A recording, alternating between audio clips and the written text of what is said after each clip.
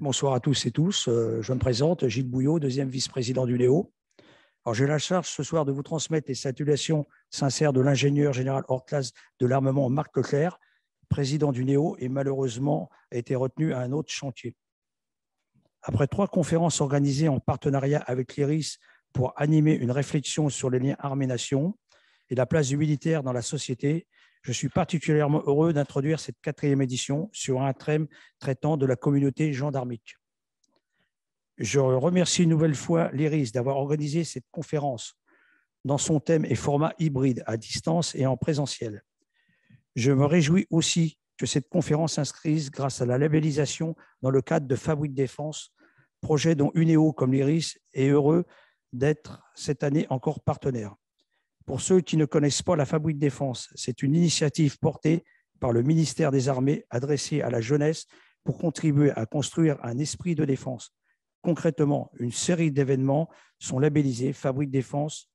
Depuis septembre, un événement grand public du 28 au 30 janvier à la Villette Paris couronnera les 3 mois de travail visant à consolider le lien armée-nation. Ainsi, ce soir, dans la continuité de cette labellisation, nous avons choisi de centrer notre réflexion sur la gendarmerie. Une héritière de plus de 130 ans de mutualité militaire est profondément liée à la gendarmerie. La Caisse nationale du gendarme, créée en 1888, est l'origine de notre mutuelle. Protéger les gendarmes est aujourd'hui encore et toujours au cœur de notre vocation. La gendarmerie, institution historiquement et profondément ancrée dans le paysage français, se définit souvent comme une forme hybride. Les gendarmes militaires rattachés au ministère de l'Intérieur disposent d'un statut qui leur confère une place unique dans notre système de sécurité ainsi que dans la société. Qu'est-ce qui pèse sur l'identité de la gendarmerie aujourd'hui? C'est cela que nous allons en parler ce soir. Bon, je laisse la place à M. Jean-Pierre Moulouis.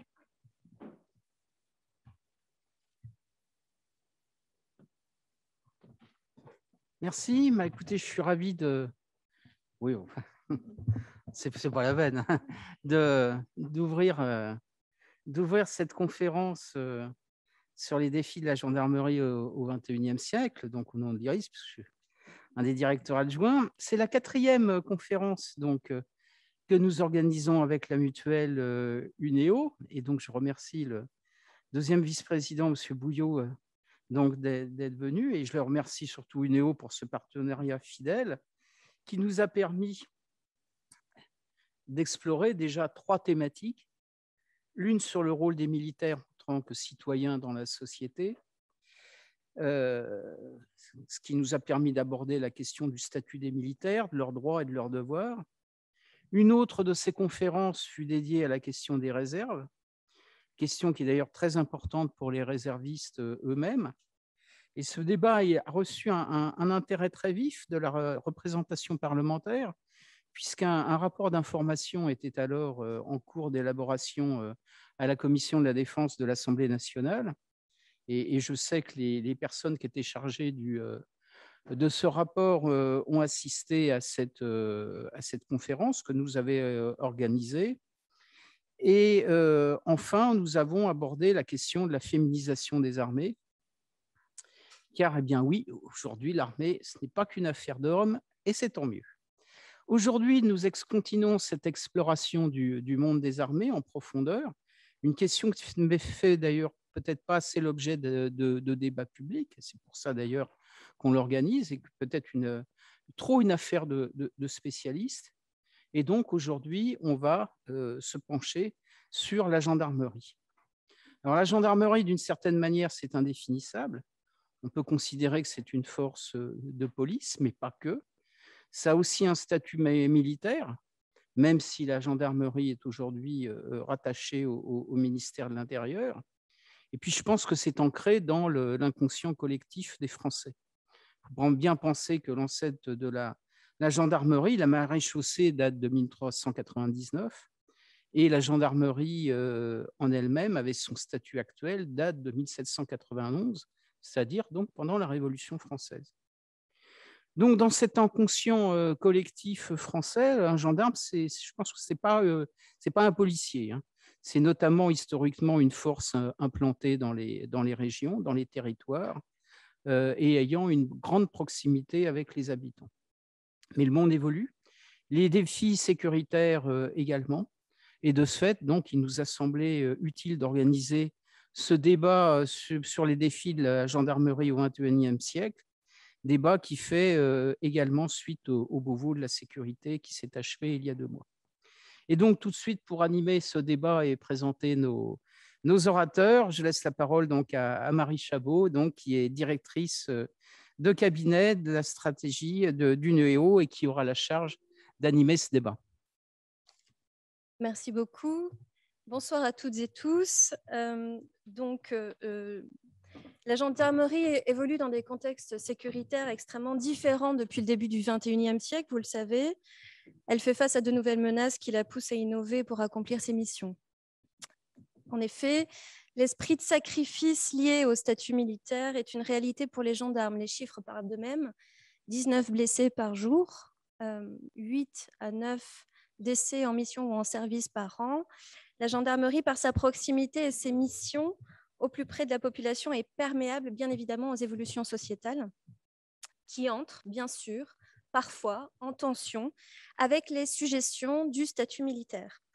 On constate cela à travers la transformation de la structure familiale, notamment, et aussi à travers la recherche croissante d'un équilibre entre vie professionnelle et vie familiale.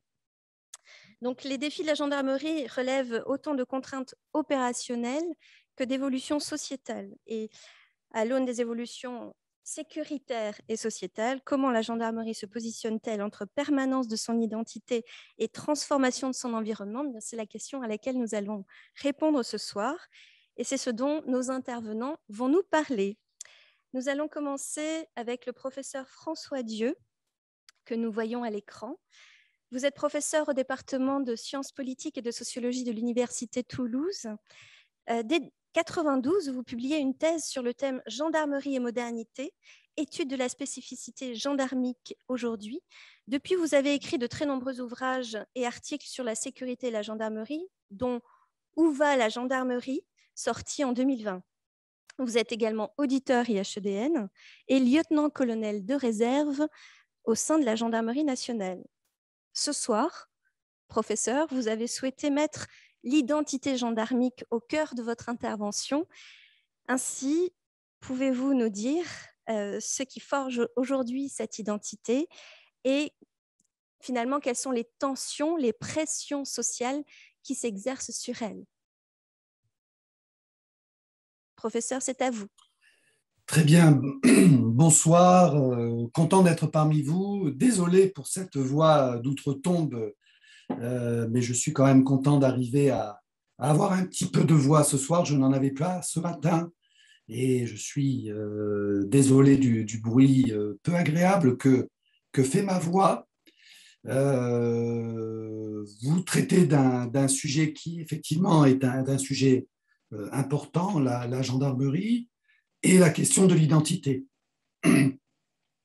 Alors, cette question de l'identité, c'est une question qui est importante pour le sociologue. Les identités professionnelles sont des objets fondamentaux parce que ça nous permet de mettre en évidence les logiques de différenciation qui existent entre les groupes sociaux. Alors pour la gendarmerie, c'est une question existentielle. C'est une question existentielle parce que d'un côté, c'est une question fondamentale, c'est une question qui l'interpelle par rapport à ce qu'elle est, par rapport à la manière dont, pardonnez-moi, dans la manière dont elle est perçue dans le système social. Et c'est aussi une question qui est liée à son existence même, parce que la gendarmerie intervient dans un système dualiste avec une autre force de police, qui est la police nationale. Et depuis quelques années, on se pose beaucoup de questions sur la possible fusion de ces deux forces. Et nous savons tous que le maintien de cette identité est la condition fondamentale de ne pas envisager une remise en cause de l'existence même de la gendarmerie, même si cette institution bénéficie d'un vrai soutien populaire qui fait qu'aujourd'hui, cette question de la fusion, il faut se la poser, mais elle ne se pose pas vraiment avec une acuité particulière. Alors, quand on évoque l'identité de la gendarmerie, cette identité, elle repose fondamentalement sur deux piliers qui sont d'un côté, ça a été évoqué précédemment, la proximité à la population et de l'autre, la dimension militaire, la militarité. Si la gendarmerie aujourd'hui est ce qu'elle est, c'est parce qu'elle est une force qui produit de la sécurité dans les territoires ruraux et périurbains. C'est aussi et surtout parce que c'est une force qui a développé historiquement une proximité avec la population et d'autre part, qui a su conserver une identité militaire forte auquel la population, comme les gendarmes d'ailleurs, sont attachés. Alors pour autant, on ne vit pas dans une société figée. Les identités sont évolutives. Les identités subissent également les effets du changement social. Il faut concevoir l'identité comme quelque chose de dynamique et certainement pas comme un dogme figé. Et ces deux fondamentaux de la gendarmerie, ces deux piliers, connaissent évidemment des évolutions, subissent les assauts du changement social, ce qui constitue par certains côtés des éléments qui font vivre cette identité, et de l'autre, bien sûr, certaines de ces évolutions, elles nous interpellent parce qu'elles peuvent apparaître comme une forme de menace pour cette proximité, pour cette militarité. Alors, si vous voulez, je vais vous faire part un petit peu de ma réflexion au cours des dernières décennies sur ces deux piliers et en insistant surtout sur ce qui nous conduit à être un peu inquiets en quelque sorte s'agissant de ces deux piliers. Tout d'abord, la question de la proximité. Alors la proximité, c'est l'alpha et l'oméga, c'est l'ADN du gendarme, on a dit beaucoup de choses, et c'est vrai que c'est une valeur du service public auquel les populations sont attachées et qui est, de mon point de vue, quelque chose qu'il convient de pérenniser. Alors, cette proximité, elle est incarnée notamment par l'image de la brigade territoriale, de la brigade de gendarmerie, et au-delà, par la patrouille, la présence des gendarmes à pied, en véhicule, sur le terrain. Alors, pour autant, cette proximité, elle subit une érosion. Elle subit une érosion parce que, bien évidemment, elle n'est pas un acquis perpétuel, elle est quelque chose qui est bouleversé en permanence par le changement social. Alors, il y a plusieurs éléments qui agissent sur cette proximité. Tout d'abord, le premier élément, et non des moindres, c'est le développement de l'individualisme, bien évidemment. Vous savez que l'individualisme, c'est un phénomène que l'on retrouve dans nombre de dysfonctionnements sociaux dans notre système social actuel. L'individualisme rend difficile la relation des individus aux institutions d'ordre, et notamment en ce qui nous concerne à la gendarmerie. L'individualisme, c'est aussi, dans le même temps, un phénomène que l'on retrouve chez nos gendarmes, qui évidemment sont immergés dans le système social et ont par certains côtés des valeurs qui sont teintées d'individualisme, bien évidemment. L'individualisme aboutit à un contact humain qui est rendu difficile, qui est de moins en moins naturel, qui peut poser problème d'ailleurs lorsqu'il s'agit notamment de mener des investigations judiciaires avec la difficulté de recueillir des renseignements, des informations auprès de la population. L'autre facteur d'érosion de cette valeur de proximité, c'est la fonction répressive que le gendarme est amené à mettre en œuvre, notamment dans un domaine qui a pour effet de toucher chacun d'entre nous, qui est la répression routière, même si on sait que cette activité est légitime et qu'elle a permis largement de réduire la mortalité et l'accidentologie routière. Pour autant, elle n'est pas populaire.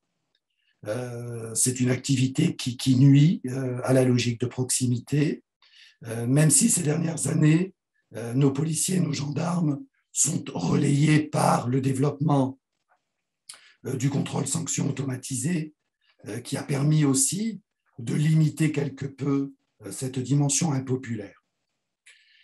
Troisième élément aussi important de cette érosion de la proximité, c'est ce que j'appelle le phénomène d'urbanisation du gendarme. Urbanisation, banalisation du gendarme, c'est-à-dire que nos gendarmes aujourd'hui, ils appartiennent à la société, ils en sont issus, ils viennent de la ville pour la plupart, ils partagent les valeurs de chacun d'entre nous. La gendarmerie, c'est une institution qui est bien immergée dans le système social. Et donc, nos gendarmes, ce sont des urbains qui ont du mal souvent à s'adapter à l'environnement rural. Ce sont aussi des personnes qui, comme chacun d'entre nous, recherchent les attraits de la société de consommation et de la société des loisirs, ce qui peut là aussi conduire à quelques distances avec la population. Enfin, il y a un dernier facteur important et non des moindres, c'est que la proximité, vous le savez, c'est une manière démocratique de faire de la police, mais c'est une manière qui exige beaucoup de ressources humaines. La proximité, elle exige une présence importante sur le terrain et la gendarmerie n'a probablement pas suffisamment de ressources humaines, notamment dans les territoires périurbains, pour maintenir ce contact avec la population qui exige beaucoup du gendarme, dans un contexte où d'ailleurs lui-même connaît une réduction de son temps de travail et de sa disponibilité en application de revendications d'ailleurs des militaires eux-mêmes, mais aussi de la transposition du cadre juridique français et également communautaire qui a pour effet de réduire cette possibilité d'utiliser plus intensivement, dirait-on, les militaires que sont les gendarmes. Donc effectivement, la proximité, c'est coûteux en ressources humaines, c'est ambitieux et on n'a pas toujours les ressources pour mettre en œuvre cette logique de proximité. Alors cette érosion, ce n'est pas un phénomène uniforme.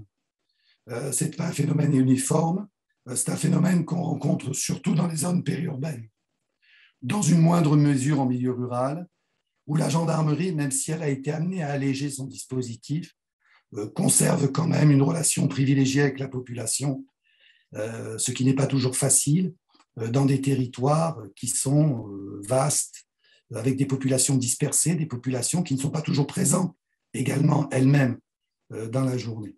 Mais en milieu rural, on ne doit pas être très inquiet.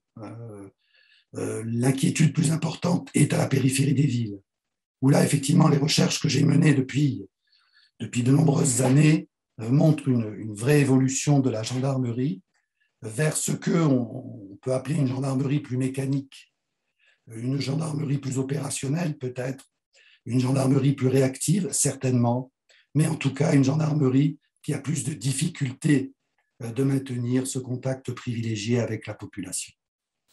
La proximité, il faut l'entretenir. La gendarmerie essaye. Elle a développé des réponses, en particulier une nouvelle forme d'organisation de certaines de ces brigades. Moi, j'ai défendu, et j'ai eu la chance de m'occuper de cette question, l'idée que la proximité concernait surtout les mentalités et qu'elle devait être à ce titre-là un enjeu fondamental dans la formation des militaires de la gendarmerie et y trouver une place plus importante peut-être. Alors l'autre élément de l'identité de la gendarmerie, c'est la militarité. Alors la militarité, là aussi, on est dans un domaine où il y a un fort attachement. C'est un domaine qui parle beaucoup aux gendarmes, qui parle beaucoup aux citoyens. Mais pour le sociologue, c'est un domaine où on est toujours un peu en difficulté parce qu'il existe dans ce domaine un certain nombre de dogmes, de croyances établies.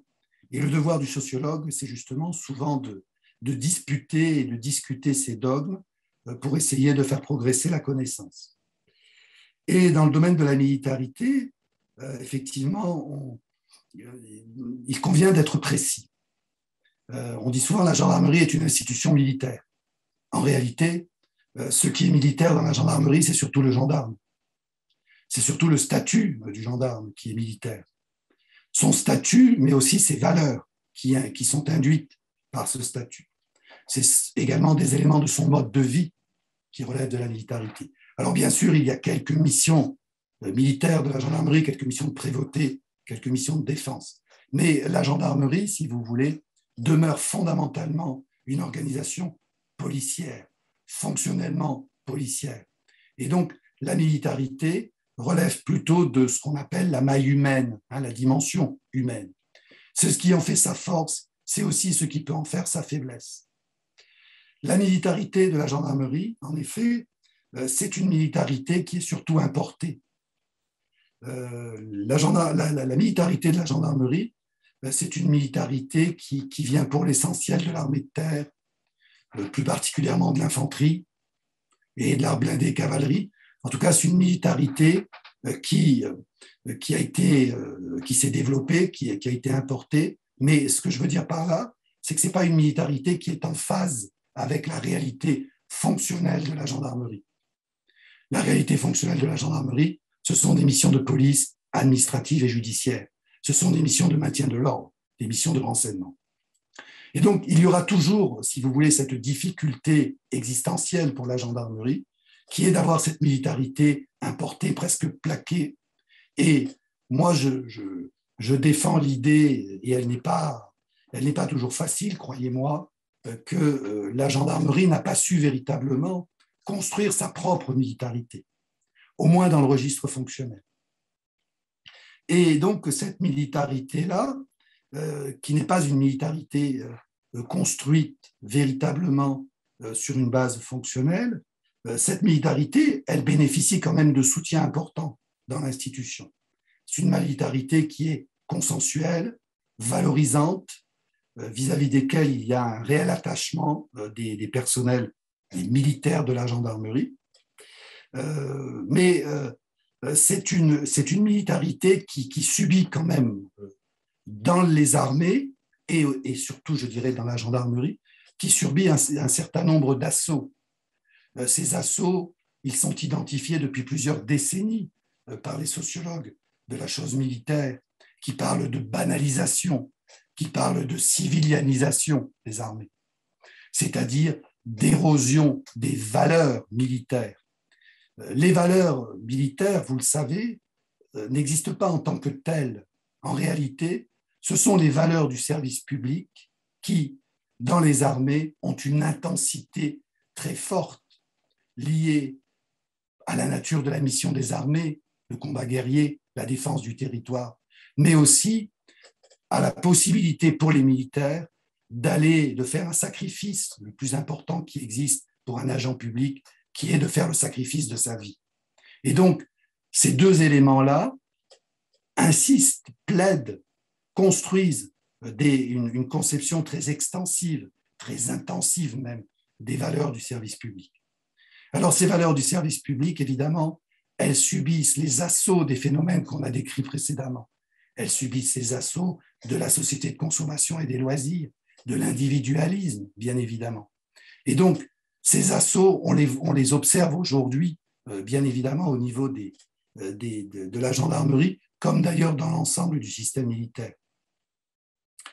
Les gendarmes souhaitent logiquement avoir une amélioration de leurs conditions de vie, de leurs conditions de travail, et parfois, les mesures qui sont liées à cette amélioration des conditions de vie et de travail peuvent induire une légère atténuation de ces valeurs dans leur effectivité, dans leur mise en œuvre, voire même une remise en cause de certains aspects qui sont inhérents à cette vie militaire.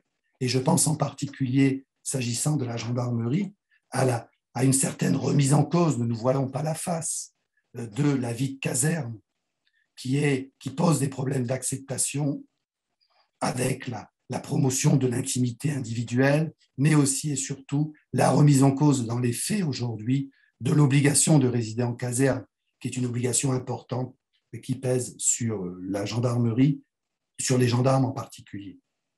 Donc cette militarité de la gendarmerie, moi je l'aperçois un petit peu comme quelque chose de très prégnant, quelque chose de fondamental, mais aussi quelque chose qu'il faudra un jour probablement, pour construire, redécouvrir, probablement mieux l'adapter à la réalité fonctionnelle, aux missions de la gendarmerie. Et la gendarmerie, elle a des atouts missionnels dans le domaine de la militarité, qui ne sont pas simplement les missions de défense, mais qui sont par exemple le maintien de l'ordre, qui est une vraie mission de police civile, mais qui peut avoir une importance dans le domaine de la militarité. Et la gendarmerie, en matière de militarité, elle bénéficie indéniablement d'un certain nombre de relais, de bastions. Elle a encore une force importante au niveau de son corps d'officiers de gendarmerie qui entretient des relations avec les armées. Et c'est un élément important qu'il faudra pérenniser, cette diversité de recrutement des officiers recrutés en interne, des officiers recrutés dans la communauté universitaire, mais aussi des officiers recrutés dans les armées. Et c'est fondamental de maintenir ce lien. Il y a aussi, bien évidemment, un élément important qu'il convient là aussi probablement de consolider, quitte à le revisiter, c'est la formation initiale, la formation continue, qui doit jouer un rôle essentiel dans la construction de cette identité militaire. Quitte probablement, là aussi, peut-être un jour, à effectuer une véritable mise à plat, pour inquiétante qu'elle puisse être, je le conçois, mais pour nécessaire qu'elle soit. Et puis, bien évidemment, il y a un bastion, la gendarmerie mobile joue aussi un rôle important, je crois, de par son organisation, sa cohésion, son esprit de corps, ses réalités fonctionnelles. Elle joue aussi un rôle important dans le maintien de cette identité militaire. Voilà, donc je crois qu'il y a, pour la gendarmerie, vous l'avez noté dans mon propos, et encore désolé pour ma voix pas très agréable à entendre, j'en suis vraiment confus, mais j'ai fait ce que j'ai pu et je suis content d'arriver presque au bout. Mais sachons nous dire que cette identité, c'est une force, mais c'est une force qu'il faut concevoir comme quelque chose de menacé. Ce n'est pas quelque chose qui est acquis. Et pour la gendarmerie, toute altération de cette identité, c'est un phénomène qui peut être tendanciel, qui peut se passer de manière lancinante, sans véritable soubresaut, mais cette altération, elle peut conduire à terme à une perte d'identité, et cette perte d'identité, croyez-moi, elle pourra être extrêmement fâcheuse pour le devenir de cette institution, qui doit conserver cette identité, non pas pour elle, mais pour la société française, parce que n'oublions pas que le maintien de cette identité, comme la pérennité de la gendarmerie, n'a qu'un seul objectif, qui est de répondre aux besoins de sécurité de nos concitoyens. Voilà ce que je voulais vous dire sur ce sujet passionnant de l'identité. Merci infiniment, professeur. J'espère que vous pourrez préserver un petit peu votre voix pour les questions tout à l'heure, après nos interventions. Je vais tout de suite passer la parole au colonel Gwendal Durand. Colonel, vous avez alterné des commandements opérationnels en gendarmerie mobile et départementale, en métropole, outre-mer et en opérations extérieures également, notamment au Kosovo en 1999 et 2001 et en République de Côte d'Ivoire en 2004. Avec des temps de responsabilité en administration centrale et en état-major, dans les domaines de la communication, des ressources humaines et de la gestion de crise. Vous avez notamment été chargé de missions RH auprès du directeur des personnels militaires de la Gendarmerie nationale. Vous êtes aujourd'hui sous-directeur adjoint de l'accompagnement du personnel. Vous êtes breveté école de guerre et auditeur du Chémi. Et à ce titre, vous avez écrit un mémoire sur le thème « Nouvelle génération, nouveaux enjeux, nouveaux modes de communication, nouveaux acteurs. Quels changements pour les relations sociales au sein des forces de sécurité intérieure à l'horizon 2030 ?» Fort de votre connaissance des enjeux à la fois opérationnels et RH de l'institution gendarmique que vous représentez ce soir, Pouvez-vous nous dire tout d'abord quels sont les nouveaux défis auxquels la gendarmerie fait face?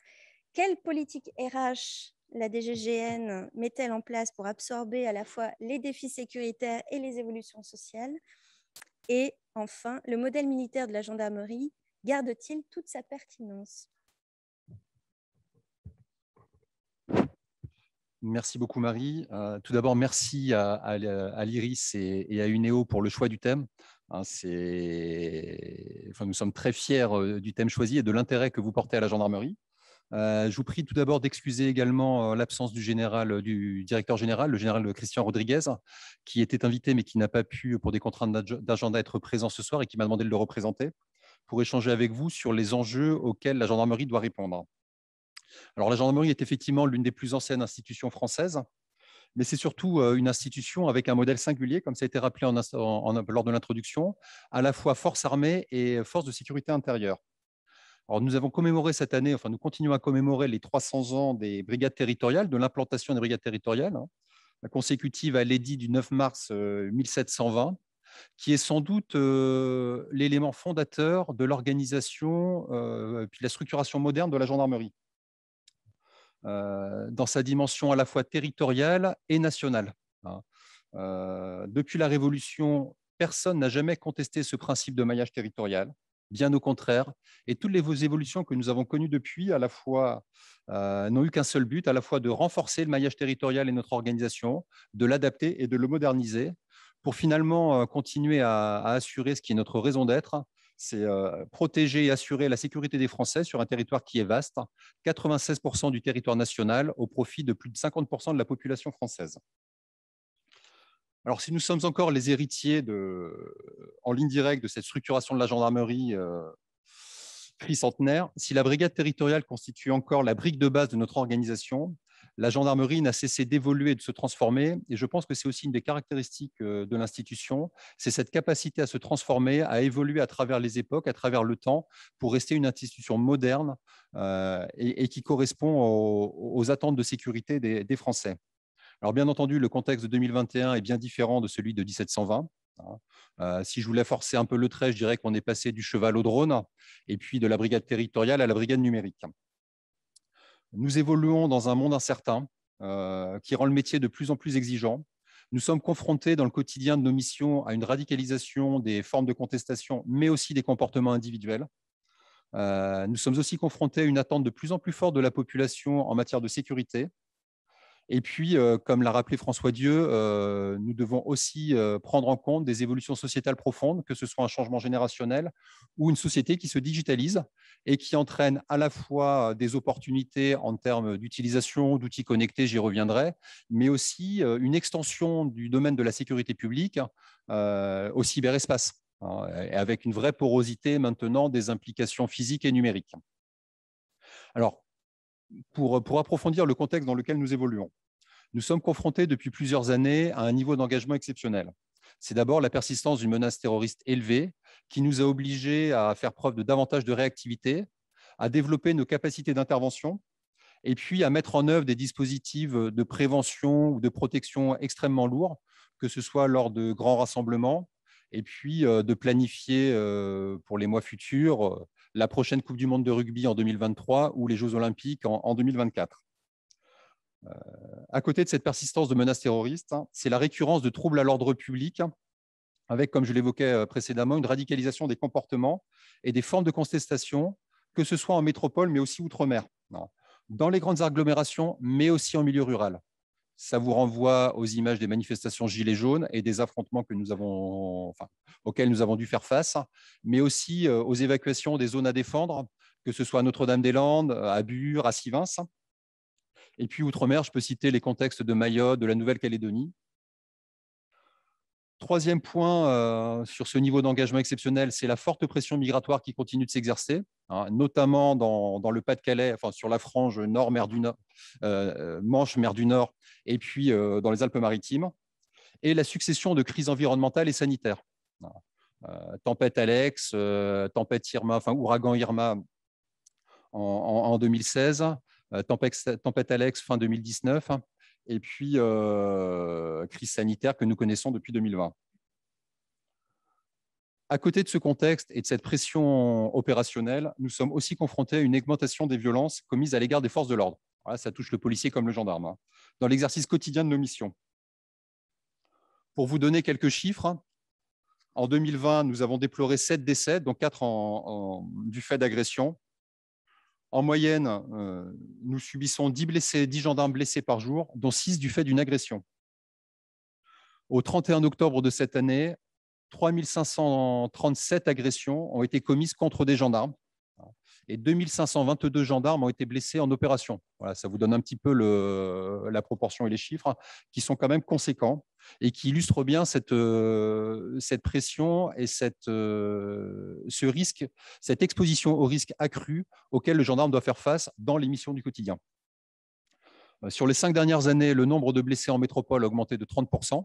Je parle bien des blessés en mission, mais de 111% outre-mer.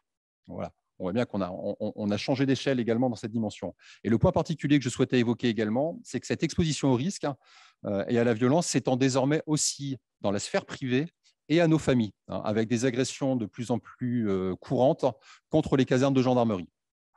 Que ce soit des tirs au mortier, que ce soit des engins incendiaires qui sont lancés. Alors, ces deux facteurs, à la fois pression opérationnelle et accroissement du niveau de violence à l'égard des forces de l'ordre, se cumulent aussi avec deux tendances sociétales lourdes, qui est d'abord le changement générationnel. Nous intégrons actuellement une nouvelle génération, la génération Z, qui a effectivement, comme l'a souligné François Dieu, des attentes, des aspirations différentes, qui est davantage en recherche d'équilibre entre vie professionnelle et vie personnelle, et qui modifie la sociologie de la gendarmerie. Actuellement, la génération Z, on estime qu'elle représente 2% de nos effectifs, mais elle représentera 30% en 2030. Ce sont moins eux qui vont s'adapter à notre modèle que nous qui devons faire en sorte, dans nos politiques RH, dans nos modes d'action, d'intégrer leurs attentes et de construire un modèle qui soit en phase avec leurs aspirations. La deuxième tendance sociétale lourde, c'est la digitalisation de la société, qui impacte tous les métiers, ce n'est pas propre au métier policier, mais qui malgré tout aussi nous oblige à évoluer. Alors, comme je le disais en introduction, la sécurité publique s'étend désormais au cyberespace et nous oblige à protéger de nouveaux espaces. C'est ce que nous appelons les nouvelles frontières désormais, avec des implications dans notre vie quotidienne. Nous sommes tous confrontés, ou nous avons tous connaissance de personnes victimes d'escroqueries sur informatique. Nous avons tous sans doute dans notre quotidien reçu des mails douteux. Voilà. Donc, cette dimension cyber, elle est vraiment essentielle dans le travail du gendarme actuellement, dès le gendarme territorial, dès le gendarme de la brigade territoriale, qui ne peut plus uniquement se contenter de patrouilles, qui ne peut plus se contenter d'une action dans le territoire physique, mais qui doit aussi prendre en compte cette dimension numérique. Cette dimension numérique, ce cyberespace implique forcément aussi une mutation de la criminalité, où les nouveaux moyens numériques, une attaque informatique, un virus peut faire bien plus de dégâts qu'une arme, est une nouvelle arme par destination. Il peut faire plus de dégâts qu'une arme physique. Et puis, ça présente aussi des opportunités. Le développement de nouveaux outils technologiques sont des opportunités, mais qu'il nous faut maîtriser. Et donc là, il y a un enjeu de compétence également, et nous devons faire en sorte d'éviter le risque de rupture technologique entre la création de corps experts, de cyber-enquêteurs extrêmement pointus, et puis finalement de laisser les gendarmes de brigade territoriale à l'écart de ce nouveau monde numérique et qu'ils soient incapables à la fois d'utiliser les outils et puis de répondre aux attentes ou aux préoccupations des citoyens. Alors, pour faire face à ces enjeux, la gendarmerie a quand même des atouts. J'en vois 3. Le premier, c'est que la gendarmerie est une force armée. Alors, je tempérerai les propos de François II sur l'organisation policière.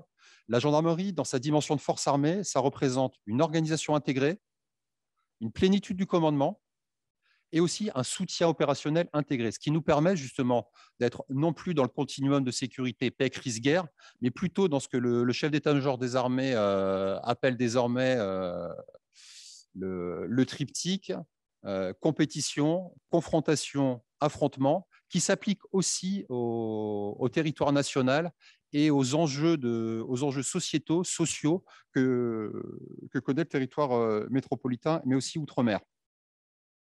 Cette organisation en force armée, elle est fondamentale justement pour faire de la gendarmerie une des forces de la résilience. Et notamment avoir cette capacité d'action, cette capacité à s'adapter à la différentes typologies des crises et de pouvoir intervenir sur les crises que j'ai rappelées de ces 5 dernières années. Le deuxième atout, c'est son modèle singulier, qui repose là aussi sur 3 dimensions. Tout d'abord, un statut militaire. Ce n'est pas seulement les valeurs, je reviendrai sur les valeurs ensuite, mais c'est aussi un statut militaire qui fait que le gendarme, c'est en militaire que le gendarme exerce ses missions de police. C'est toute la différence avec la police nationale. Et je crois que depuis 2009, l'intégration au ministère de l'Intérieur, nous avons su entretenir cette différenciation qui permet de faire vivre efficacement la dualité des forces, avec une gendarmerie militaire et une police à statut civil qui sont complémentaires de par leur nature, de par leur organisation et de par leur fonctionnement. Un statut militaire, aussi une disponibilité. Cette disponibilité, elle est permise par 2 facteurs. Tout d'abord, c'est le logement concédé par nécessité absolue de service, qui effectivement fait l'objet d'attention. Et puis, à côté du logement CNAS, c'est l'absence de durée légale du temps de travail. En étant militaire, nous n'avons pas de durée légale de temps de travail. Et effectivement, le contentieux européen sur l'application de la directive européenne sur le temps de travail, nous avons su y apporter quelques réponses, avec une instruction provisoire qui permet de prendre en compte des temps de repos physiologiques et de repos récupérateurs. Mais le gendarme n'a pas de temps de travail, ce qui permet d'intervenir en cas de crise. Ça a été le cas notamment lors de la tempête Alex, où les gendarmes étaient impactés eux-mêmes, puisque si on se réfère à la brigade de Saint-Martin-de-Vésubie qui a été détruite, en partie détruite, les gendarmes ont continué leur mission. On peut continuer cette action, on peut continuer à être projeté outre-mer grâce en partie à cette absence de durée légale de temps de travail. Et puis le dernier facteur singulier de la gendarmerie, c'est effectivement cette immersion au cœur des territoires. Le gendarme travaille là où il vit et il vit là où il travaille. C'est ce positionnement de brigade territoriale au cœur du territoire qui permet justement d'avoir cette action de proximité, ce contact, cette solidarité avec les territoires également. Et on l'a encore vu pendant la crise sanitaire avec l'opération Répondre présent, où le gendarme a pu assurer une continuité de service public. On le voit aussi lors des événements calamiteux. Quand tous les services de l'État sont en difficulté, le gendarme peut apporter de l'alimentation, peut apporter du courrier, peut mener des actions de continuité du service grâce justement à son positionnement et à cette immersion au cœur du territoire. Et c'est ce qui conforte également le lien de confiance entre la gendarmerie et la population qui reste effectivement élevé, même si c'est aussi un point d'attention et qu'il ne faut pas, que ce n'est pas un élément qui doit nous endormir ou nous amener à ne pas nous interroger sur la pertinence. À côté de ce modèle spécifique, le second atout, c'est le socle de valeurs. Un socle de valeurs partagé avec la communauté militaire qui structure effectivement notre identité, comme l'a rappelé le professeur Dieu, identité de la gendarmerie et des gendarmes. C'est d'abord un esprit de corps et une forte cohésion. Ce sont des valeurs de solidarité et d'entraide, avec 2 exemples récents. La tuerie de Saint-Just, où la gendarmerie a su faire corps et a su accompagner au plus près les gendarmes d'Auvergne, très durement touchés le 23 décembre dernier par la perte de 3 gendarmes dans une mission du quotidien en intervenant sur ce qui était apparemment une situation de violence intrafamiliale et qui s'est terminée par l'homicide commis par un forcené et qui a tué très lourdement armé, qui a tué 3 gendarmes. Ou lors de la tempête Alex, où les gendarmes, là aussi, ont été durement touchés, puisque plusieurs ont perdu leur logement, certaines casernes ont été très durement impactées. Et finalement, c'est la continuité d'une tradition de solidarité de la gendarmerie. Tout à l'heure, la date de 1888 a été rappelée, celle de la création en France de l'une des toutes premières caisses de secours, celle du gendarme, la Caisse nationale du gendarme, par le capitaine François Paoli. Et c'est cette protection sociale, cette dimension de solidarité qui perdure encore dans nos rangs et qui s'exprime vraiment encore très fortement lors des situations dramatiques ou lors des situations d'urgence. Troisième idée dans ce socle de valeurs, c'est la confiance du corps social dans sa hiérarchie.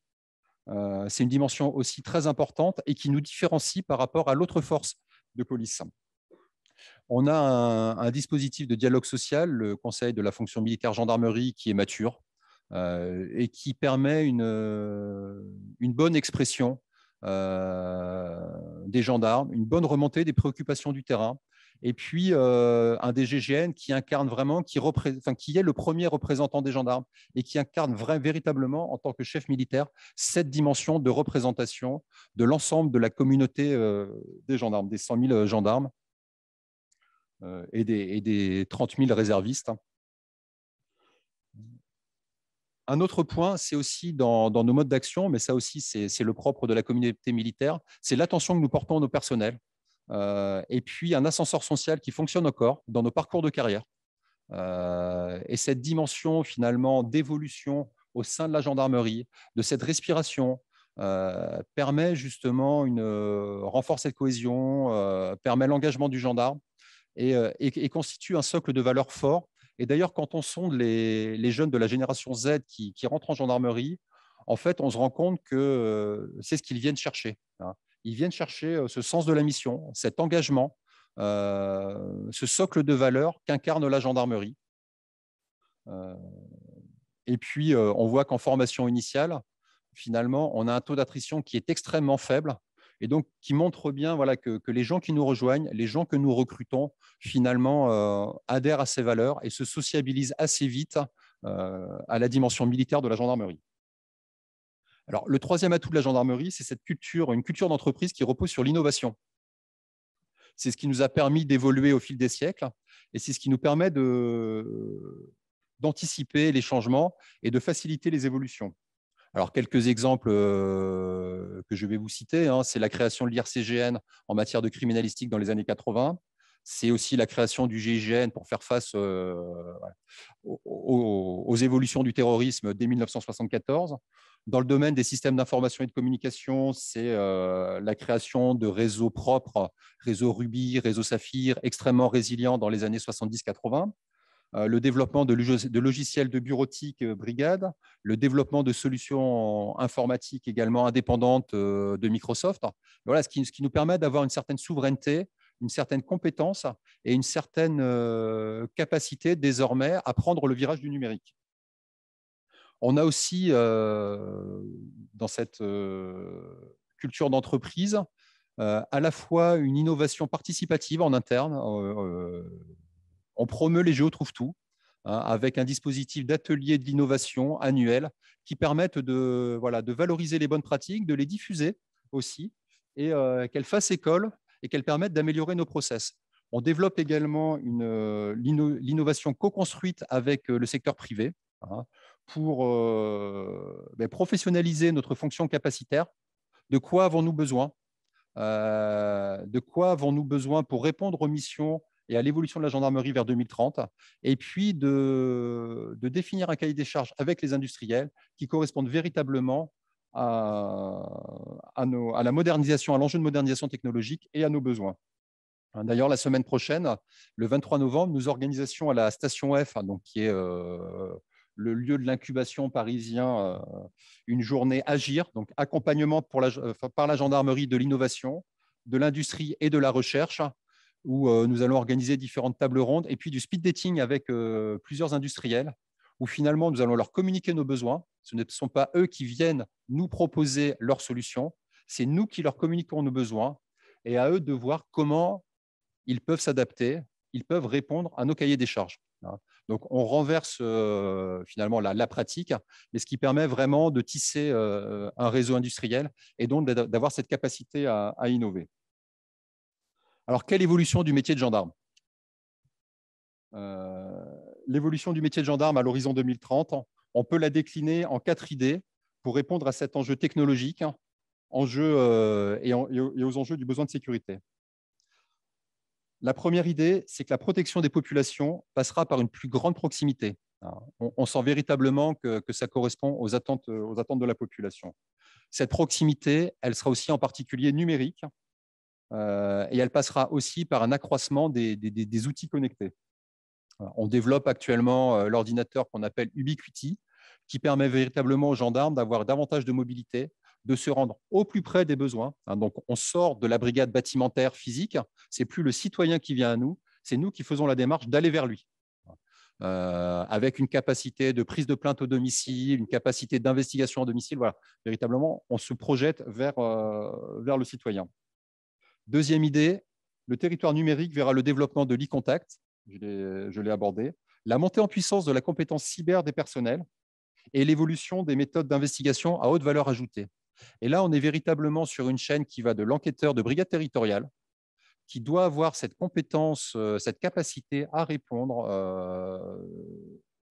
à une personne qui se présente à la brigade et qui vient lui dire qu'elle a reçu un mail frauduleux, qu'elle a été victime d'une infraction. Il faut que le gendarme de brigade ait une capacité, une première capacité de réponse, une première capacité d'investigation.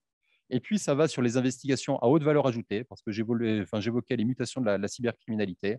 On arrive vraiment sur des groupes criminels extrêmement sophistiqués, et donc il nous faut pouvoir y répondre. C'est d'ailleurs pour ça que nous avons créé le ComCyberGend à l'été 2021, et que nous menons, nous avons aussi réussi une opération d'envergure cette année. Si vous l'avez peut-être entendu dans les médias, c'est Encrochat, qui a permis de démanteler un important groupe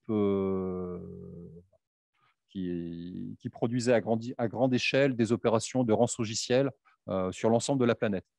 Et là, les enquêteurs ont à la fois pu démanteler, remonter sur les branches les plus hautes, et puis aussi infecter les ordinateurs des hackers. Donc, on a pu mener une contre-manœuvre et nettoyer les ordinateurs des victimes, et puis aller jusqu'à infecter les ordinateurs des hackers. Donc, cette dimension numérique, c'est aussi une évolution des organisations, avec davantage de...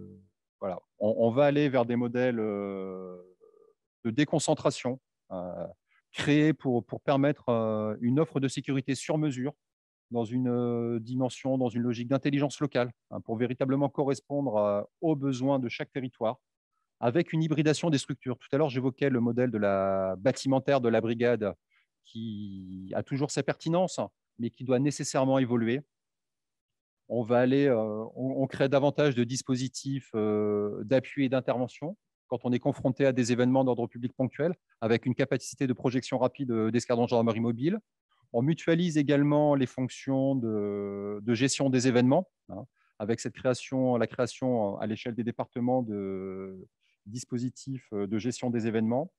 Nous avons créé, ou nous sommes en cours de création également de dispositifs d'appui interdépartementaux, parce qu'on voit bien qu'il faut désormais raisonner en bassin de délinquance et non plus sur les limites administratives, que la carte judiciaire telle qu'elle l'est actuellement peut nous freiner dans certaines actions, et il faut qu'on puisse avoir une continuité d'action, y compris en matière judiciaire, en fonction des départements. C'est la création de maisons de confiance et de protection des familles pour apporter une réponse plus efficace, notamment aux victimes de violences intrafamiliales. C'est les brigades 4.0, enfin la brigade 4.0, brigade numérique. Et ce sont aussi les réflexions que nous menons sur des tiers-lieux, l'intervention du gendarme, soit dans des maisons de services publics, ou soit d'offrir aussi la possibilité à d'autres services publics de s'implanter dans nos brigades territoriales, qui effectivement constituent un maillage assez dense, mais dans lesquels nous pourrions accueillir certains autres services publics, temporairement, ponctuellement ou à plus long terme, en leur mettant à disposition des bureaux, voilà, ce qui permettrait de densifier également l'offre de services publics à partir de nos bâtiments. Donc, vous voyez, on est sur une évolution de la structure de la brigade territoriale et sur l'évolution du métier territorial de gendarme. Alors, dernier point également de cette évolution, sont des systèmes intelligents d'information et de communication qui permettront aux gendarmes de gagner en mobilité, en autonomie, et qui lui permettra d'avoir une capacité de décision rapide, que ce soit sur le terrain, le gendarme connecté, en patrouille, avec la bulle tactique, la bulle informatique dont il disposera quand il ira au plus près des interventions des citoyens, mais aussi sur nos centres de commandement et de décision. Cet été, nous avons aussi créé à la direction de la gendarmerie un centre national des opérations, qui est finalement un peu le pendant de ce qu'ont les armées sur le CPCO. Voilà, on a créé la même chose en interne, avec une capacité de planification et de conduite d'opération sur le territoire national. Alors, tout ce que je viens de vous évoquer, c'est l'ambition de la stratégie Jean 2024 qu'a lancé le directeur général en 2019 et qu'on peut résumer par son slogan « Pour la population, par le gendarme ». Cette stratégie Jean 2024, elle a un pilier RH. Ce pilier RH, c'est le programme qu'on a appelé MAGRH, avec le A qui est un arrobas, qui montre bien là aussi notre évolution digitale et comment nous essayons de tirer parti au maximum de toutes les opportunités que nous offre l'intelligence artificielle, non pas pour abandonner le côté humain, mais bien au contraire, pour automatiser toutes les tâches chronophages, récurrentes, administratives, pour uniformiser nos pratiques et puis pour dégager du temps qu'on réinjecte en temps humain, en temps RH, pour développer des parcours de carrière qui correspondent véritablement au parcours de vie aussi, donc parcours professionnel individualisé, qui correspondent au parcours de vie de nos personnels.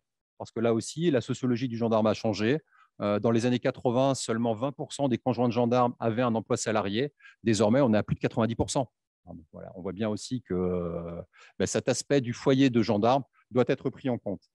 Alors, les 4 enjeux dans notre politique RH auxquels nous devons répondre, le premier, c'est faire vivre le statut militaire en 2021. François Dieu a évoqué quelques fragilités, quelques vulnérabilités. C'est concilier l'exigence du métier de gendarme avec les attentes des personnels, avec une conviction, c'est que la qualité de vie au travail et l'épanouissement de nos personnels contribuent à la performance de la gendarmerie.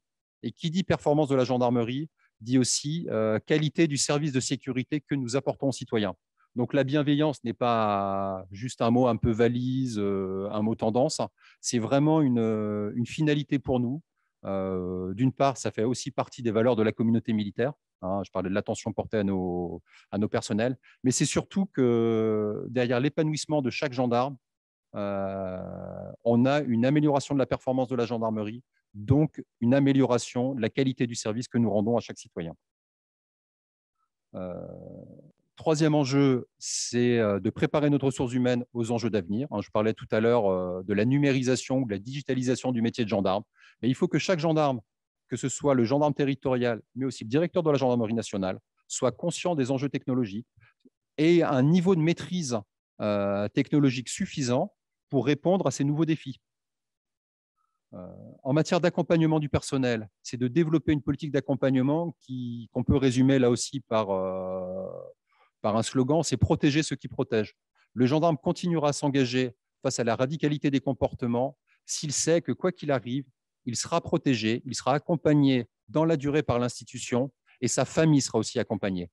Il y a un accompagnement de l'avant, en amont, il y a une prévention des risques psychosociaux que nous mettons en œuvre, il y a un accompagnement le temps du drame, il y a un accompagnement de l'urgence quand un gendarme est blessé, mais il y a aussi, nous mettons aussi en place un accompagnement du quotidien, avec une politique sociale du quotidien, parce que, je l'évoquais tout à l'heure, travail du conjoint, le gendarme, c'est effectivement le statut militaire, donc une mobilité en tout lieu et en tout temps.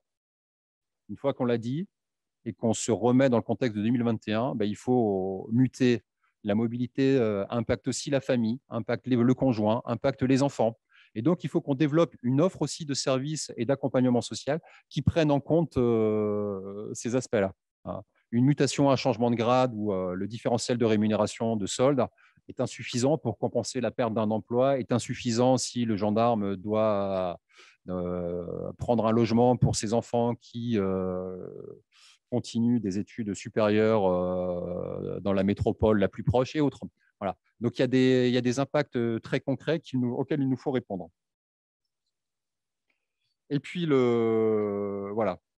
Donc, pour terminer, c'est pour dire également qu'on a organisé des assises de l'action sociale le 19 octobre dernier pour justement travailler avec tous les partenaires de l'écosystème social de la gendarmerie à ces questions de la politique sociale du quotidien auquel aspire le gendarme. Merci beaucoup, colonel. Nous allons enchaîner pour qu'on ait un petit peu de temps pour les questions avec Lenka. Je suis désolée, Lenka. C'est toujours la dernière personne qui passe qui voit directement enchaîner les questions après, bien évidemment. Donc, Lenka Popravka, vous êtes doctorante en droit de l'Union européenne. Vous travaillez tout particulièrement sur le respect des valeurs de l'UE. Vous êtes également enseignante-chercheuse à l'Université de Grenoble et chargée de cours à l'Université catholique de Lyon. En 2019, vous avez écrit un article dans la revue Res Militari intitulé « La force de gendarmerie européenne », un exemple d'approche européenne de la gendarmerie. Vous y présentez une organisation peu connue, la force de gendarmerie européenne, créée en 2004 sous l'impulsion de la France, il faut le noter. Cette force rassemble des gendarmeries issues de plusieurs pays européens. Et la gendarmerie française, force de sécurité à statut militaire, n'est donc pas une exception en Europe, il faut le savoir. En effet, d'autres pays disposent de forces de sécurité intérieure avec un statut militaire, comme l'Espagne, l'Italie et le Portugal, par exemple. Donc, la question que nous vous posons ce soir, c'est pourquoi créer cette force européenne et quelle est sa composition? Existe-t-il plusieurs cultures de maintien de l'ordre entre les différentes gendarmeries nationales au niveau européen?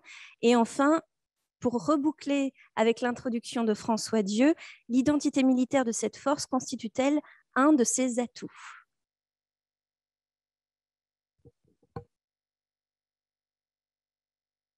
Voilà, là, ça va mieux fonctionner. Merci beaucoup. Je tiens tout d'abord à remercier l'IRIS et UNEO de m'avoir fait confiance pour traiter ce sujet et de m'avoir invité à traiter ce sujet.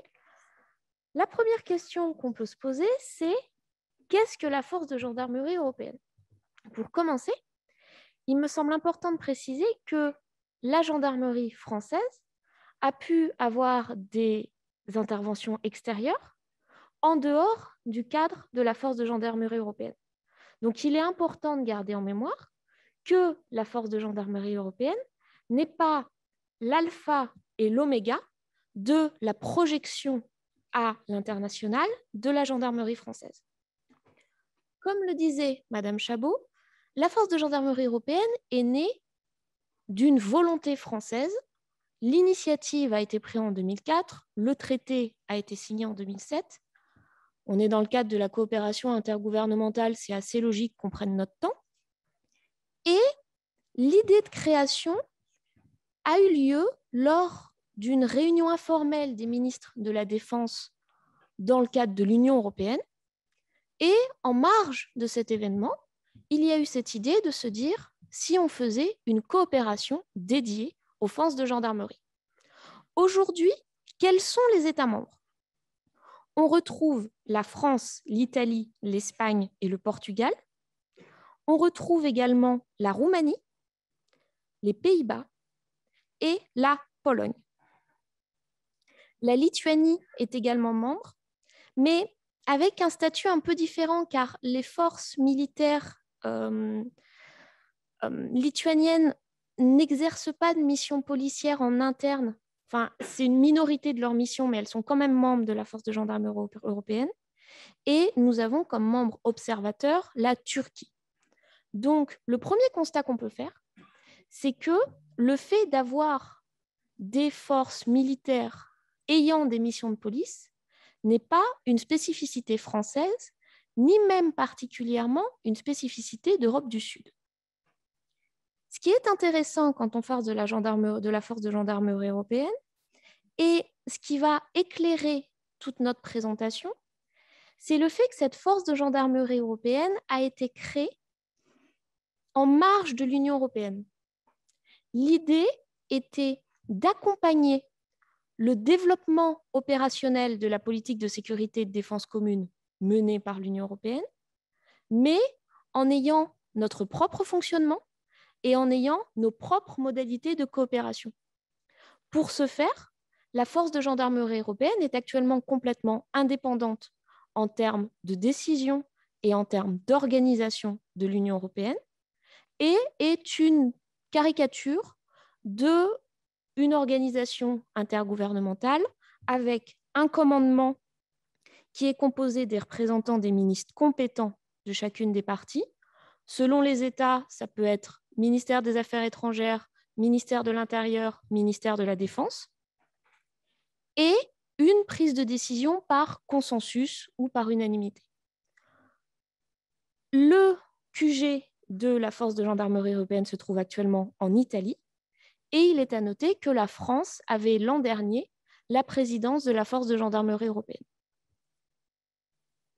La question qui va nous occuper, c'est à quoi ça sert la force de gendarmerie européenne? Quelle est la valeur ajoutée d'avoir une telle organisation?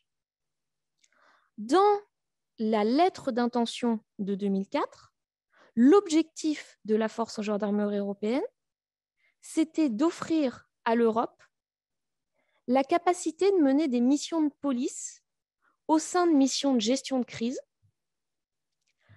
en se disant, et je pense que c'est vraiment quelque chose sur lequel on va être amené à revenir à plusieurs reprises, qu'on obtiendrait une meilleure interopérabilité si on envoyait des gendarmes sur le terrain plutôt que si on envoyait des policiers, car la culture militaire permettrait une meilleure intercompréhension entre les militaires chargés des missions de crise et les gendarmes envoyés pour les missions de crise.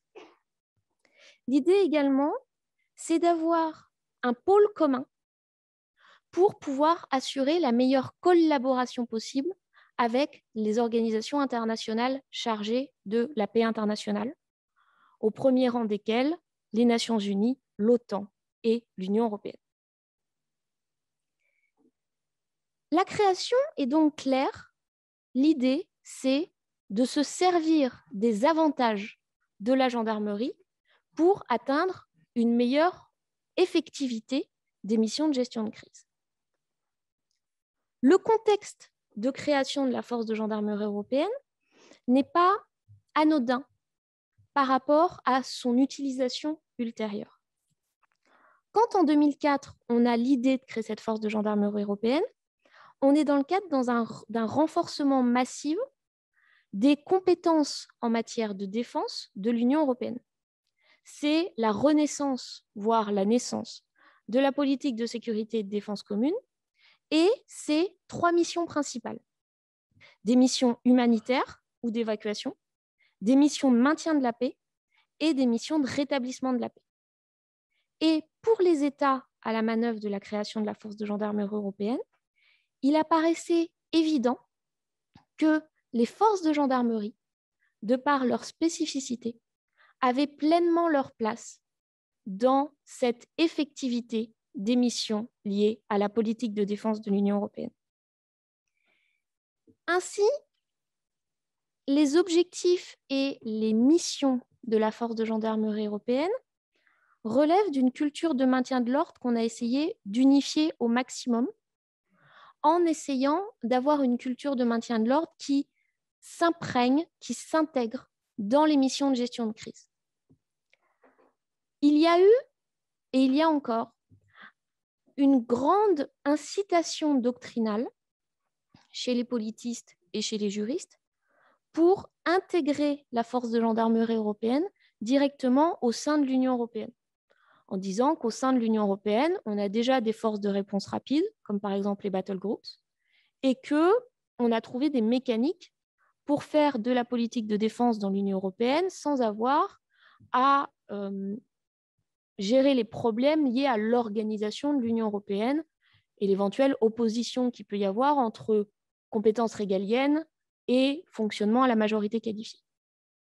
À mon sens, cette idée est un non-sens, car justement, la force de gendarmerie européenne a vu le jour parce que la volonté des États était de faire quelque chose à part. Et le fait de faire quelque chose à part permet une opérationnalité très variée qu'on va voir en voyant rapidement quelques-unes des missions qu'a pu faire la force de gendarmerie européenne. Et à cet égard, on pourra voir quels ont été l'intérêt de l'identité militaire d'une telle force. Les missions, elles sont fréquentes.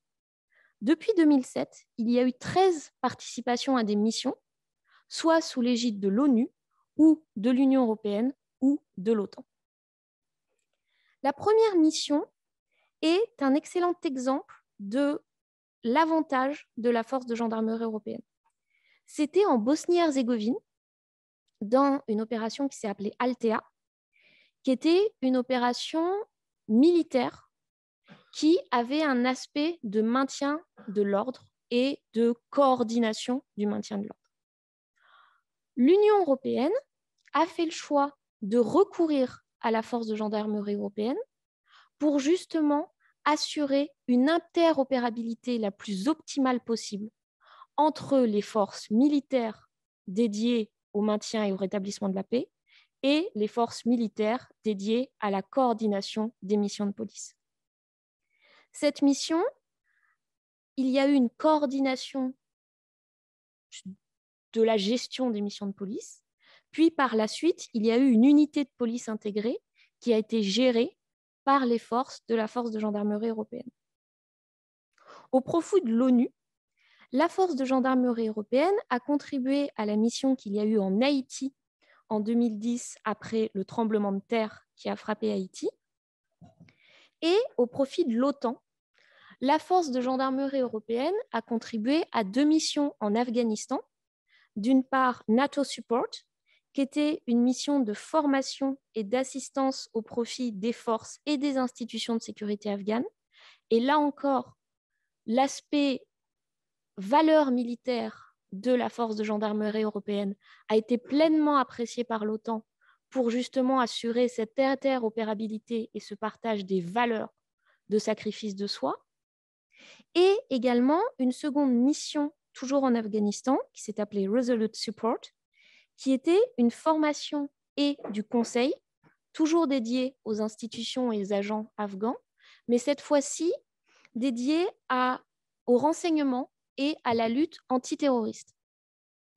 Car à cet égard, la force de gendarmerie européenne a su montrer une certaine expertise en termes notamment de partage de connaissances liées à la lutte antiterroriste.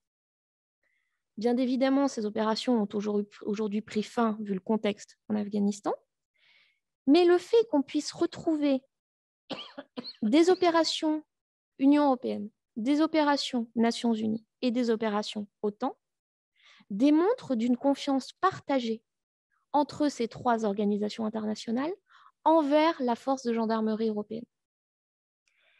Et cela, c'est parce que la force de gendarmerie européenne, en partie de par sa nature propre, a su montrer une adaptabilité et une interopérabilité absolument remarquables.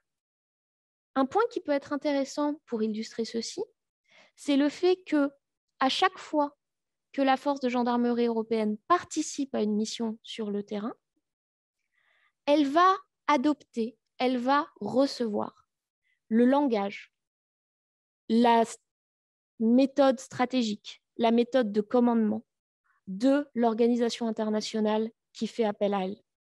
Lorsque la force de gendarmerie européenne participe à une mission ONU, ils vont utiliser tout le langage de l'ONU sans remettre en cause la logique du maintien de l'ordre de l'ONU ou sans remettre en cause, dans le cas de l'OTAN, la logique du maintien de l'ordre de l'OTAN. Et la plupart des observateurs s'accordent à dire que en résolvant un problème originel qui était que la France ne voulait pas forcément, notamment dans l'opération en Bosnie-Herzégovine, que les militaires non gendarmes assurent des missions de police. Et dans le même temps, l'Italie ne voulait pas voir des missions de police sous commandement militaire.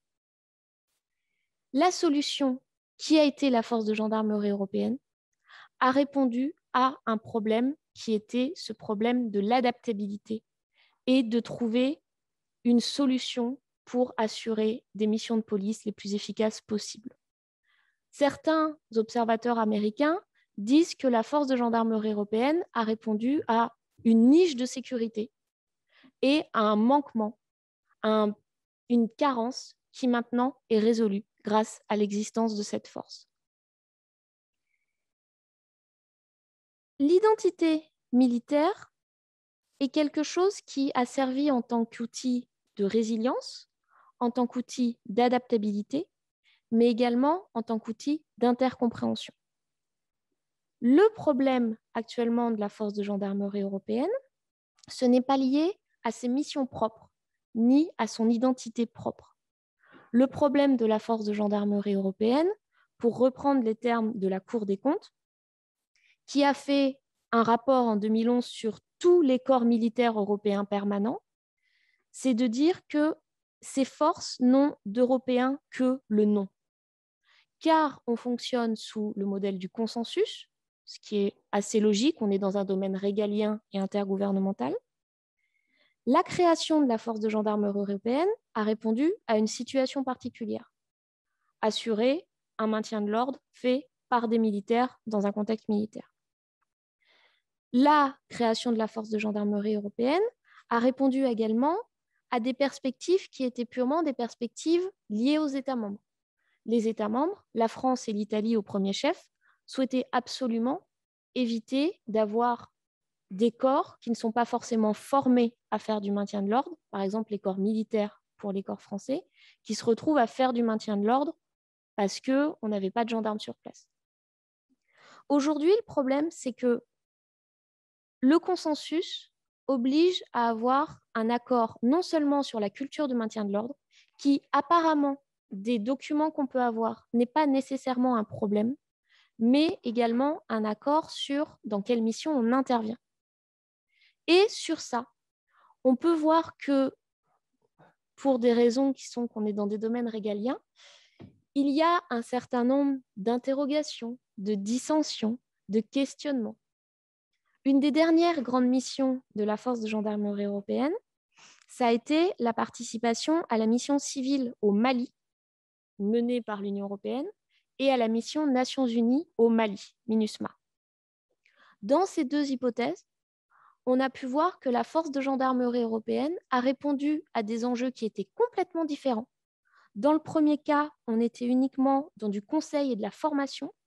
Dans le second cas, on était dans de la supervision des forces nationales. Ce n'est pas du tout le même travail. Avec brio et avec efficacité. Donc, pour la projection à l'international, on n'a absolument aucun problème. Pour l'intérêt de l'identité militaire, j'ai envie de dire, c'est grâce à l'identité militaire que la force de gendarmerie existe.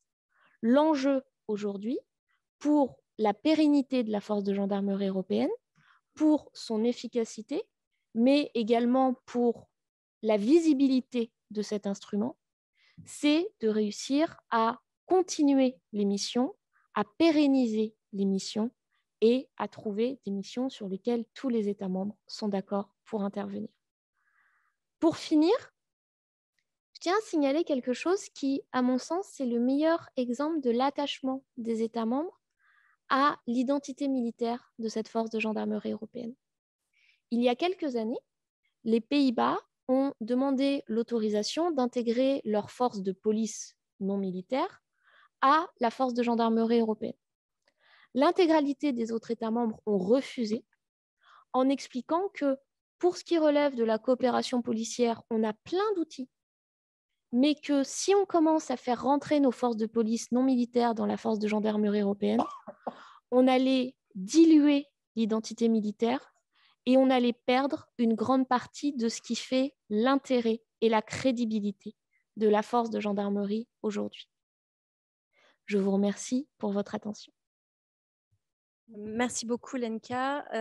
Nous allons prendre tout d'abord des questions dans la salle. Alors, on va essayer d'être hyper rapide dans les réponses puisqu'il nous reste peu de temps.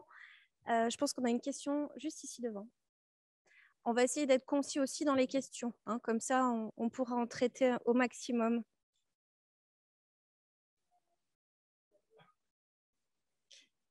Oui, il faut se tourner vers la caméra si vous voulez vous adresser à François Dieu. Oui, ma première question s'adresse à M. François Dieu. Merci, professeur, pour vos travaux. Je me présente, je m'appelle Elena, je suis chercheuse en sociologie. J'étudie la question d'emploi pour des épouses de militaires, notamment pour des épouses de gendarmes. Et donc, dans vos travaux, vous évoquez le phénomène de l'intimité collective qui est spécifique à la population gendarmique. Et aujourd'hui, étant donné l'évolution de la société vers l'individualisation des individus, est-ce que, à votre avis, ce phénomène de l'intimité collective peut empêcher la fidélisation des gendarmes dans l'institution et leur vision de l'institut matrimonial à la fois et de la gendarmerie aussi? Voilà. Et j'ai la deuxième question, je peux poser aussi? Pardon. Ma deuxième question, Monsieur Colonel Durand. Tout d'abord, merci à toutes les actions que vous faites au sein de la gendarmerie, que je peux voir sur le terrain. Donc, merci beaucoup. Et la question sur l'emploi des conjointes. Est-ce que, à votre avis, aujourd'hui, on peut dire que ce phénomène de l'augmentation de l'emploi de conjointes peut être lié aussi au grade de militaire? Je m'explique. Est-ce qu'on peut parler du lien entre l'emploi des conjointes et du grade de militaire, de gendarme? Je ne sais pas, est-ce que j'étais claire ou pas? Bon, merci. Professeur, on vous laisse répondre. Pour l'instant, on ne vous entend pas. Là, vous allez m'entendre avec difficulté, mais vous allez m'entendre. Donc, oui, un plaisir de répondre à une interrogation d'une collègue sociologue. La sociologie, c'est une discipline qui est très utile et parce qu'elle permet un petit peu de laisser de côté les dogmes et de se poser les bonnes questions sociales. Alors, effectivement, l'évolution de l'intimité de la gendarmerie, c'est le passage d'une intimité collective à une intimité individuelle. Ce qui est un phénomène qu'on connaît bien dans le vocabulaire sociologique, c'est Ferdinand Tönnies qui nous explique ça depuis de très longtemps. Effectivement, est-ce que...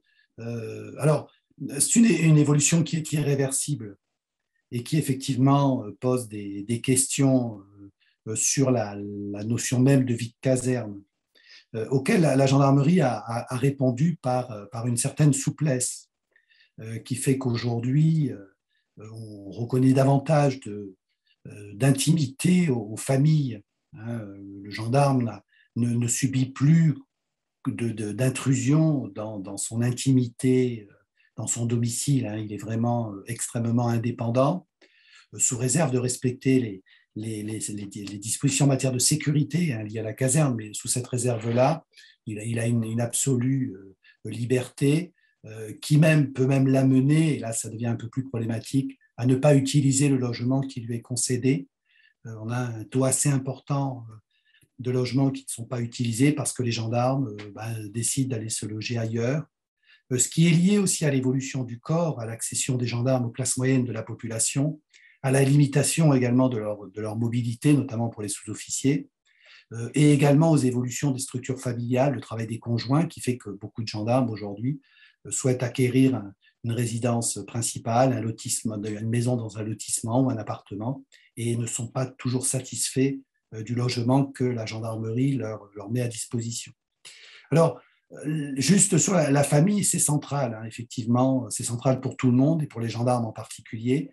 Et la gendarmerie, elle subit les évolutions de la structure familiale, c'est-à-dire le divorce, la monoparentalité, les familles recomposées, la question de la dépendance, également la gestion de la dépendance par la structure familiale. Donc tout ça, ça bouleverse très largement, évidemment, les modes de vie collectifs. Et ça conduit d'ailleurs de plus en plus le gendarme à rechercher davantage d'autonomie dans son intimité, dans son mode de vie qui est plutôt axé là, sur la recherche de l'intimité, de l'autonomie. C'est pour ça que je crois qu'il y a un vrai enjeu. Alors évidemment, on peut toujours baisser la tête et se gargariser de dogmes, de choses, etc., etc. Mais il y a une vraie question sur la pérennité du logement en caserne, parce qu'il y a une interrogation en termes de rationalité de l'emploi des deniers publics. Et effectivement, alors que c'est pourtant un élément stratégique important. Voilà, donc il faudra peut-être un jour réfléchir sur un peu plus de souplesse ou un autre format pour ce logement en caserne. Peut-être pour le pérenniser, il faudra peut-être le réformer. Merci, professeur, pour votre réponse. J'en profite, Gwendal, pour vous poser une deuxième question que nous avons eue en ligne. C'est c'est Madame Achilia qui l'a posée il y a déjà une bonne heure et demie, donc du coup, j'en profite pour la poser. Elle nous dit aujourd'hui que partout dans le monde, il y a une conviction profonde, c'est ce qu'elle ressent, c'est que la gendarmerie subit un recul moral. Qu'à l'échelle mondiale, il y a des images, notamment en Amérique, avec l'affaire George Floyd, l'interception violente des manifestations, etc. Est-ce valable selon vous et comment interprétez-vous cela? Alors, pour répondre à cette question précisément, et puis ensuite je reviendrai sur votre question sur l'influence de l'emploi du conjoint sur le grade et les parcours professionnels, on n'a pas, en tout cas, même si il y a des influences politiques de transposer voilà, la situation George Floyd, le climat George Floyd en France, on note pas, en tout cas en gendarmerie, de recul moral. Le caractère militaire de la gendarmerie se base aussi sur un socle déontologique qui est très fort, un socle éthique du gendarme qui est aussi fondamental et que l'on enseigne dès la formation initiale. Et c'est aussi ce qui fait la force et la colonne vertébrale de l'engagement du gendarme. On a constaté extrêmement peu de cas non conformes d'intervention de gendarmes pendant la crise des Gilets jaunes. Les rapports des deux inspections, maintenant que ce soit l'IGPN et l'IGGN, sont rendus publics chaque année.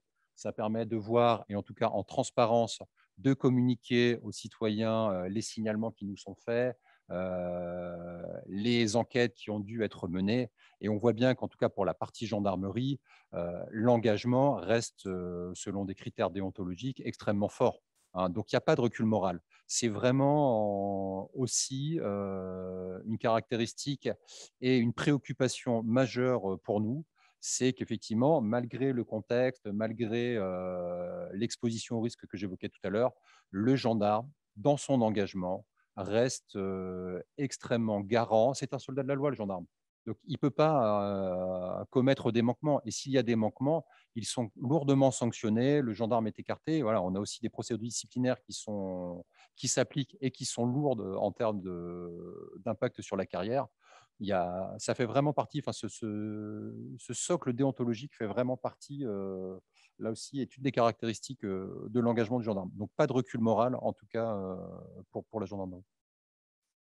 Sur l'emploi du conjoint, effectivement, il y a une influence de l'emploi du conjoint, mais je dirais plus de la famille sur le parcours professionnel. Et en fait, ça fait aussi partie de l'évolution de notre modèle RH d'aller vers une individualisation, de prendre en compte la situation de chacun dans la construction de parcours, donc de ne plus raisonner à l'affectation suivante, à la mobilité suivante, mais vraiment d'avoir une perspective à long terme et de discuter avec chaque gendarme sur voilà, les évolutions de sa vie familiale, quand est-ce que le conjoint peut être mobile, quand est-ce que les enfants vont arriver à des périodes de changement, collège, lycée, cycle supérieur, pour construire le parcours et voir la mobilité et comment créer cet équilibre entre ces aspects-là. Mais bien évidemment, l'emploi du conjoint est important, à la fois pour l'équilibre personnel du militaire, l'équilibre de son conjoint. François Dieu évoquait les situations qu'on connaît, mais à l'image de la société, de séparation, de familles recomposées qu'il faut prendre en compte. Plus on permettra au couple, quel que soit le modèle d'ailleurs, d'avoir un équilibre et de construire cet équilibre dans les parcours professionnels, et mieux on améliorera aussi la condition du gendarme et la condition de la famille gendarme. Merci, colonel. On va prendre rapidement 2 questions dans la salle, si vous en avez. Mademoiselle et mademoiselle. C'est que des femmes ce soir qui posent des questions, c'est bien. Allez-y. Bonsoir, merci beaucoup pour vos présentations. Moi, ce serait plutôt sur les mesures prises lors du Beauvau de la sécurité pour la gendarmerie et surtout en fait sur la question de la proximité, de voir est-ce que finalement est-ce que la population ne reconnaît pas cette proximité avec la gendarmerie et les gendarmes dans leur exercice du quotidien, et de voir si aussi ces questions-là ont été prises en compte lors des annonces faites par le ministère de l'Intérieur et l'Élysée. On va prendre tout de suite la deuxième question.